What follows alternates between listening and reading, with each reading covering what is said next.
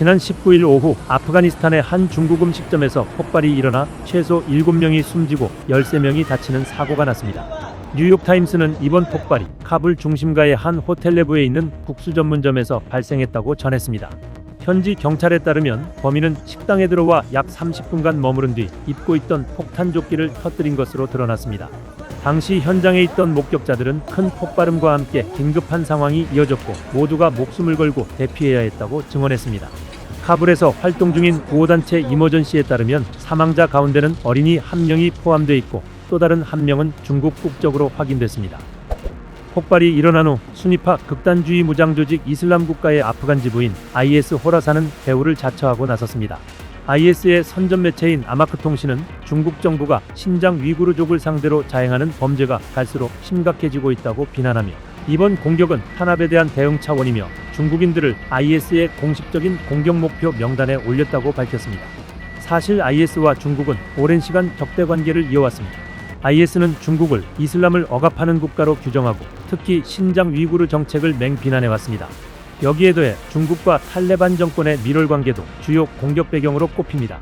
중국은 2021년 탈레반 재집권 이후 서방 국가들과 달리 아프간과 꾸준히 외교 관계를 유지해온 몇 안 되는 나라입니다.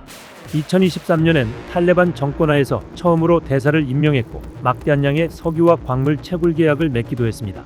심지어 작년 여름엔 왕이 중국 외교부장이 직접 카불을 방문해 아프가니스탄을 1대1로 프로젝트에 포함시키겠다고 약속하기도 했습니다.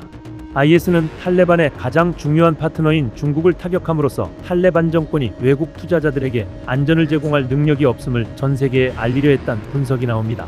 중국 당국은 이 문제가 자국 내 소수민족의 분리독립 움직임으로 번질까 매우 민감하게 반응하고 있습니다. 위구르족 극단주의자 일부가 IS 계열 조직에 합류한 전력이 있는 만큼 중국 역시 IS를 국가안보에 중대한 위협으로 분류하고 있습니다.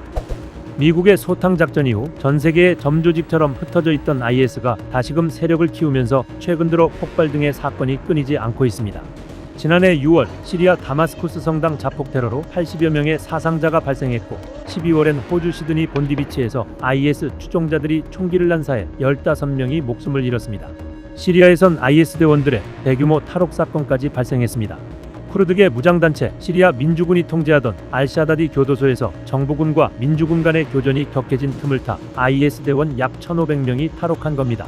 시리아 정부군은 탈옥한 IS 조직원들을 찾기 위한 수색 작전을 약속했지만 대규모 인원이 한꺼번에 도주한 만큼 이들이 다시 조직화될 경우 중동을 넘어 세계 안보에도 치명적인 위협이 될 것으로 보입니다.